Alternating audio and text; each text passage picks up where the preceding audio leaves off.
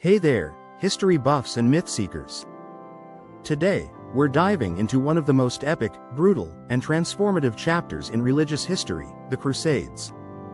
Imagine this. Knights in shining armor, holy relics, and a clash of civilizations that would shape the world for centuries. But the Crusades weren't just about faith, they were about power, politics, and some of the most dramatic human stories ever told. From the fiery call of Pope Urban II to the fall of Jerusalem, the Crusades were a series of holy wars that pitted Christianity against Islam, East against West, and faith against ambition. But how did it all start? Why did thousands of people leave their homes to fight in a distant land? And what led to their ultimate downfall? In this video, we'll unravel the rise and fall of the Crusades, exploring the key moments, the legendary figures, and the lasting impact of these holy wars. Whether you're a history nerd, a mythology enthusiast, or just someone who loves a good story, this one's for you. Let's get into it. It all began in 1095, when Pope Urban II stood before a crowd in Clermont, France, and made a speech that would change the course of history. The Islamic Seljuk Turks had taken control of the Holy Land, including Jerusalem, and Urban II called on European Christians to take up arms and reclaim it. But this wasn't just about religion. The Pope had other motives. Europe was in chaos. Feudal lords were constantly at war, and the Church was losing its grip on power. By launching a holy war, Urban II hoped to unite Christendom under the Church's banner and redirect the violence outward. The response was overwhelming. Thousands of people, from peasants to knights, took up the cross and vowed to fight. They believed that by doing so, they would earn salvation and forgiveness for their sins. But not everyone who joined the Crusades was motivated by faith. Many were lured by promises of land, wealth, and glory. The First Crusade, which began in 1096, was a chaotic and brutal affair. Thousands of peasants, led by preachers like Peter the Hermit, set off for the Holy Land without proper preparation. Most of them died along the way. But the knights who followed them were better organized, and far more deadly. By 1099, the Crusaders had reached Jerusalem. The city was heavily fortified, but the Crusaders were desperate and determined. After a grueling siege, they broke through the walls and unleashed a wave of violence that shocked even their contemporaries. The massacre in Jerusalem was brutal. Men, women, and children were slaughtered indiscriminately. The streets ran with blood, and the city's Jewish and Muslim populations were either killed or enslaved. For the Crusaders, this was a moment of triumph. They had reclaimed the Holy Land for Christendom. But the capture of Jerusalem came at a cost.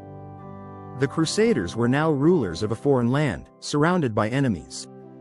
They established a series of Christian states, known as the Crusader kingdoms, but maintaining control over them would prove to be a constant struggle. The Islamic world, meanwhile, was not about to accept the loss of Jerusalem. Leaders like Saladin emerged, uniting the Muslim world and vowing to drive the Crusaders out. The stage was set for a century-long conflict that would shape the future of the Middle East. Fast forward to the late 12th century, and the Crusader kingdoms were facing a new threat: Saladin, the Sultan of Egypt and Syria. Saladin was a brilliant military leader and a devout Muslim who had united the Islamic world under his rule. He was determined to retake Jerusalem and drive the Crusaders out of the Holy Land. In 1187, Saladin's forces clashed with the Crusaders at the Battle of Hattin. The Crusaders were decisively defeated, and Jerusalem fell to Saladin shortly after. This was a major blow to Christendom, and it sparked the Third Crusade, led by some of the most famous figures in medieval history: Richard the Lionheart of England, Philip II of France, and Frederick Barbarossa of the Holy Roman Empire. The Third Crusade was marked by epic battles, political intrigue, and personal rivalries. Richard the Lionheart and Saladin became legendary figures, known for their chivalry and military prowess. But despite their efforts, the Crusaders were unable to recapture Jerusalem. By the 13th century, the Crusades were losing steam. The Fourth Crusade, launched in 1202, was a disaster.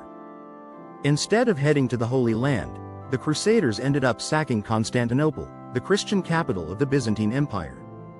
This act of betrayal deepened the divide between the Catholic and Orthodox churches and weakened the Crusader cause. Other crusades, like the Children's Crusade, ended in tragedy. Thousands of children set off for the Holy Land, believing that their innocence would lead them to victory. Most of them died or were sold into slavery.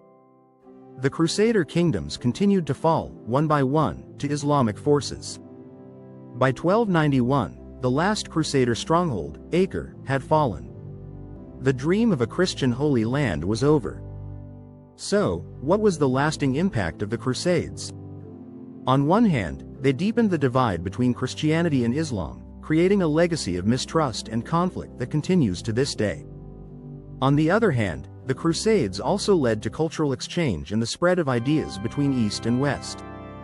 The Crusades also had a profound impact on Europe. They strengthened the power of the Church, spurred technological and military advancements, and helped pave the way for the Renaissance. But perhaps the most enduring legacy of the Crusades is the stories they left behind. From the heroics of Richard the Lionheart to the tragedy of the Children's Crusade, the Crusades are a testament to the power of faith, ambition, and human folly.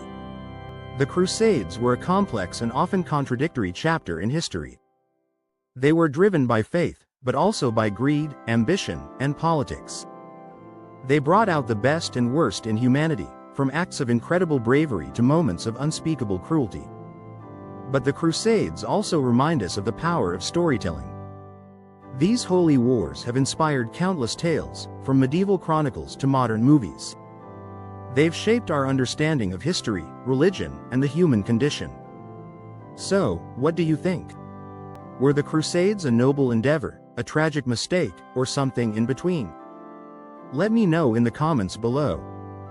Thanks for joining me on this journey through the rise and fall of the Crusades.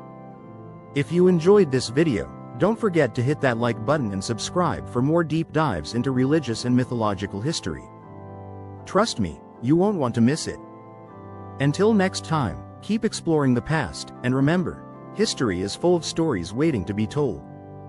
Subscribe now for more epic tales from history and mythology. Let's uncover the past together.